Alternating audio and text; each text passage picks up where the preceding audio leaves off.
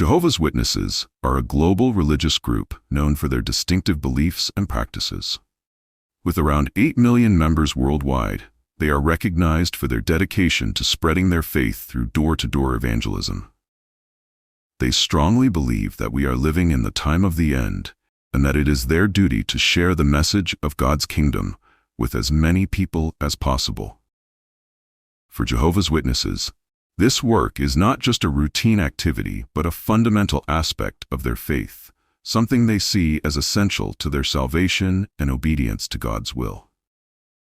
One of the core beliefs of Jehovah's Witnesses is that their religion is the only true form of worship, while all other religions are considered false and under the influence of Satan. This belief shapes their worldview and guides how they interact with people outside their faith. They view themselves as set apart from the rest of the world, often isolating themselves from activities or celebrations that do not align with their teachings. This sense of separation can make their community feel tight-knit and supportive, but also somewhat insular and controlled. Growing up as a Jehovah's Witness is an experience like no other. From a very young age, children are taught the core teachings of the religion. They are regularly taken to meetings at the Kingdom Hall, where they listen to Bible-based lessons and participate in discussions.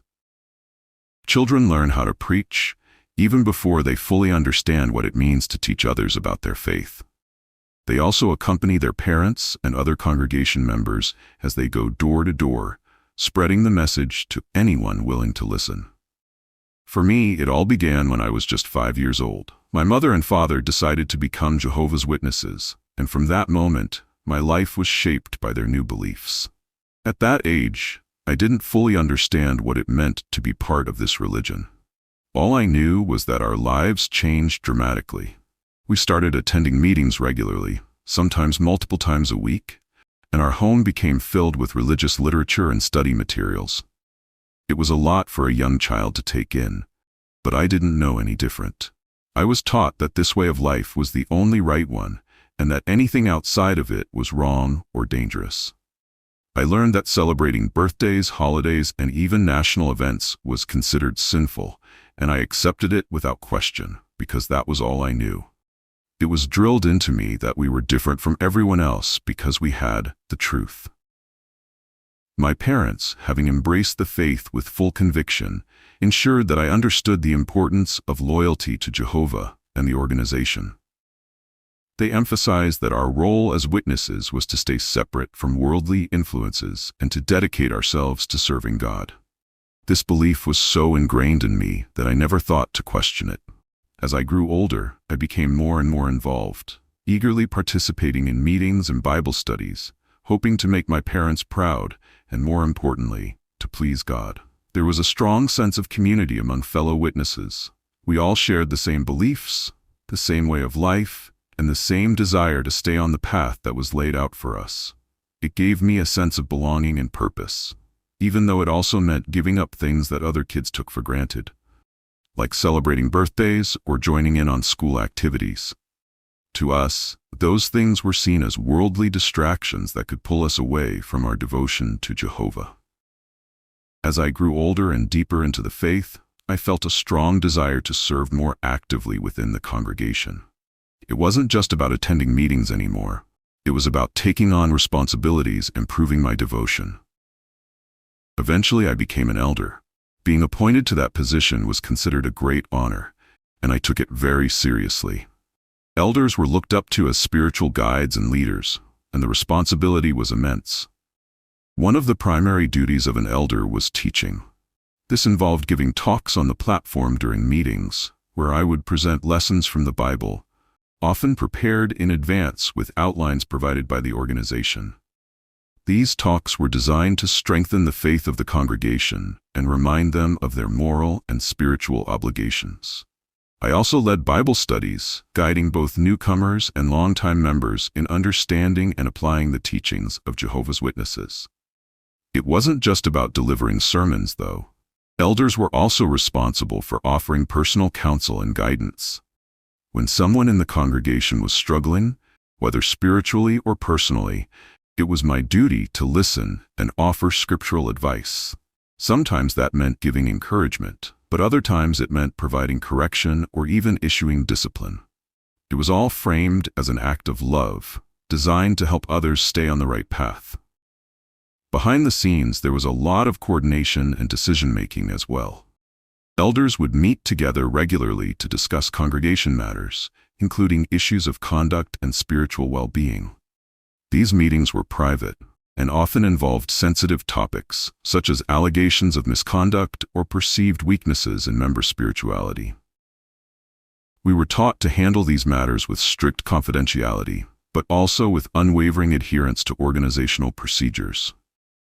Yet, as much as I believed I was fulfilling a noble role, there was an undeniable mental conditioning that came with it.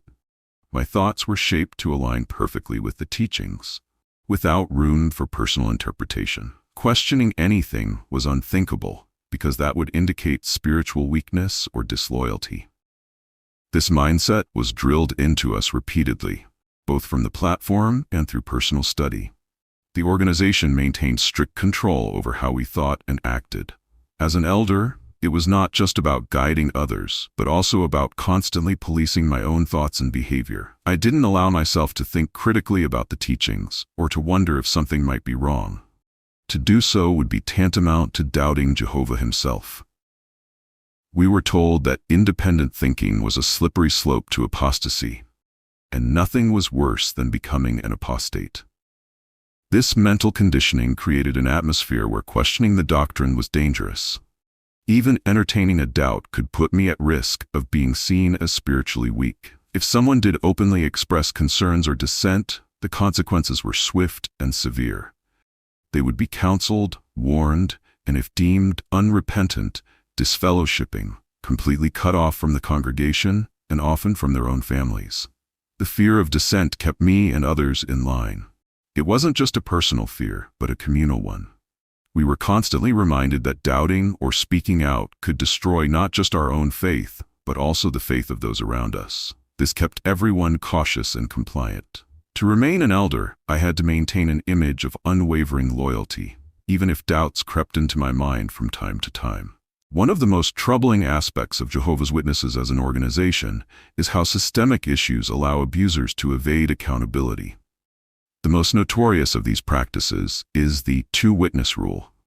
According to this doctrine, any claim of wrongdoing, particularly serious sins like sexual abuse, requires at least 2 eyewitnesses to be considered valid. The rule is supposedly based on biblical principles, but in practice, it becomes an impenetrable shield for abusers. Think about it. How often does abuse, especially sexual abuse, have witnesses? It almost never does. Children and victims are often alone and vulnerable when the abuse occurs, and their voices are systematically dismissed because they cannot produce a second witness. This rule has been one of the most significant barriers to justice within the Jehovah's Witnesses community. In a disturbing number of cases, even when abuse is reported, the congregation takes no action because the evidence doesn't meet their impossible standards. This is how rules meant to protect the congregation instead end up protecting the abusers. The leadership refuses to consider the testimonies of victims without corroboration, allowing predators to remain in positions of authority. As a result, many victims are left to suffer in silence, knowing that even if they speak up, their words will likely fall on deaf ears. For those brave enough to come forward, the consequences can be devastating. Victims are often labeled as liars or troublemakers, tarnishing their reputation within the congregation. Instead of offering comfort and support, the organization isolates and silences them, treating them as threats to the community's reputation. Many are left with an overwhelming sense of betrayal, realizing that their faith community values its public image more than their well-being. But it doesn't stop there. Jehovah's Witnesses also practice something called disfellowshipping, a form of excommunication that cuts the person off entirely from the congregation. An announcement is made publicly, declaring that the individual is no longer a Jehovah's Witness, signaling to the community that they must be shunned. Family members and friends are required to cut all contact, leaving the person isolated and emotionally devastated. Social isolation is an inherent part of disfellowshipping, and its effects can be brutal. Imagine being surrounded by people you've known your whole life, family, friends, neighbors, all turning their backs on you without a word. Your entire support system vanishes overnight, and you're left feeling abandoned and worthless. The intention behind disfellowshipping is to pressure the individual into repenting and returning to the faith, but the psychological toll is often immense. I know this pain all too well. I have 2 daughters who were disfellowshipped. As a father, my instincts screamed at me to support and love them through their struggles. But as an elder and a dedicated Jehovah's Witness, I was obligated to shun them. For about 10 years, I lived in constant turmoil, feeling the unbearable ache of being a father who couldn't be there for his own children. The moments when I broke the rules and tried to reach out to them only led to reprimands and warnings from the other elders. I was conflicted, torn between my devotion to the organization and my love for my daughters. The guilt and anguish consumed me. The rules dictated that I couldn't even speak to them, and I was conditioned to believe that cutting them off was God's will. Yet every day I felt the pain of a father who had lost his children, not to death but to a doctrine that demanded absolute loyalty to the organization over family bonds. The psychological and emotional impact of shunning is profound and far-reaching. It doesn't just hurt the disfellowshipped person, it breaks the hearts of those who are forced to carry out the punishment.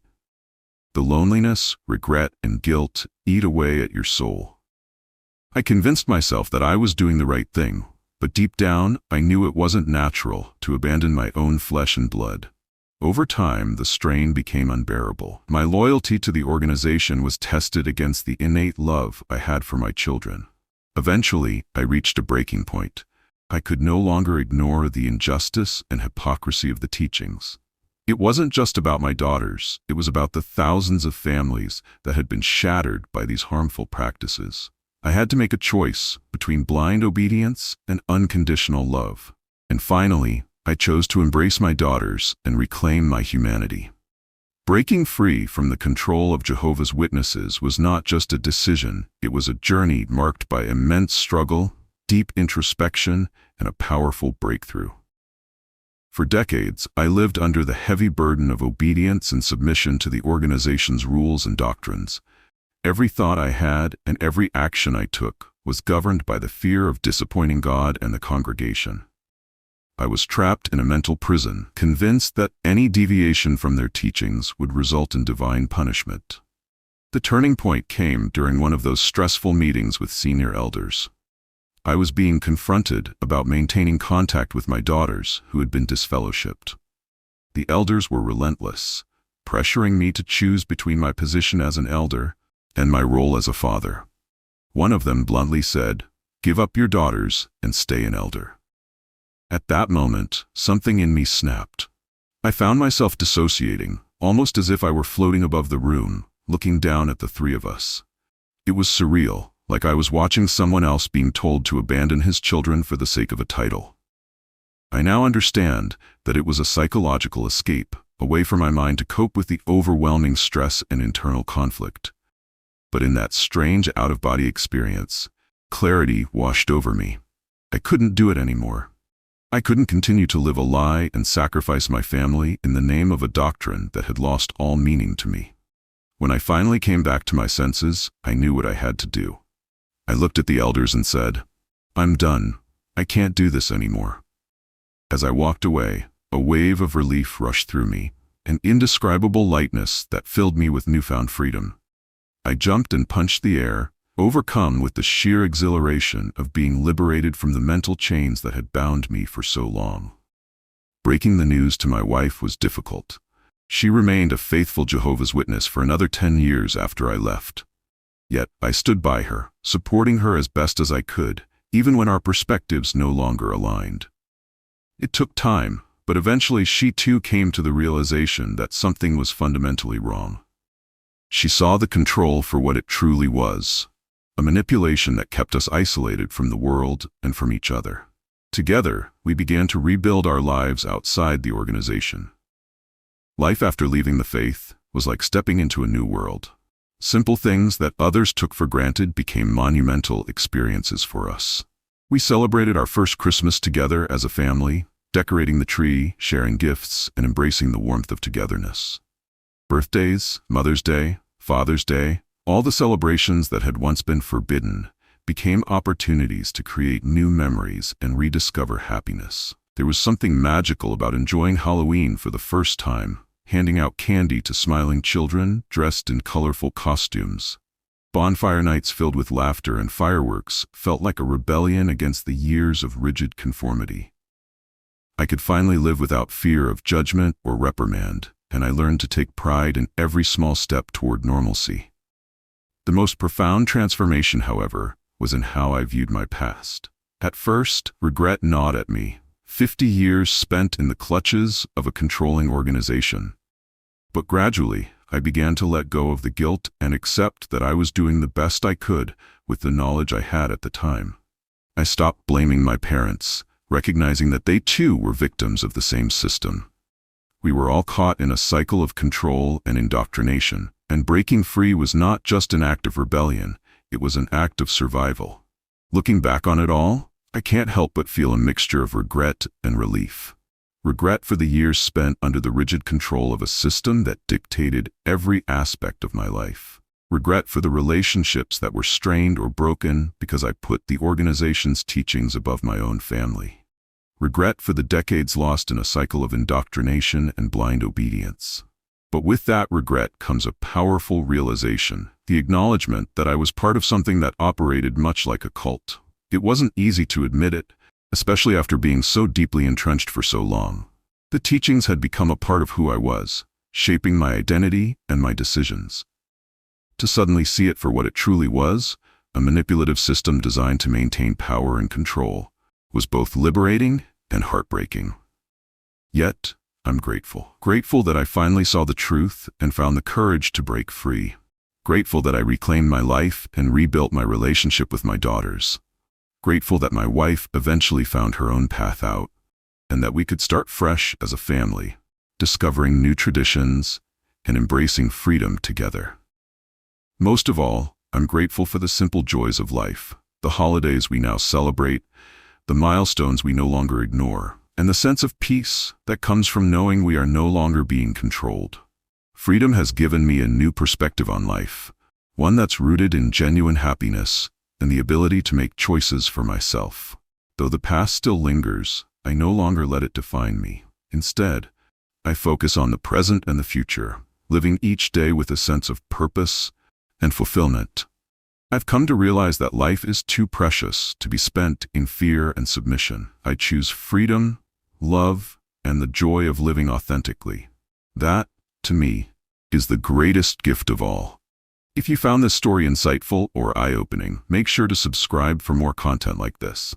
Your support means the world to me, and it helps spread awareness about real-life experiences and personal journeys to freedom. Hit that subscribe button and stay tuned for more stories, reflections, and honest conversations.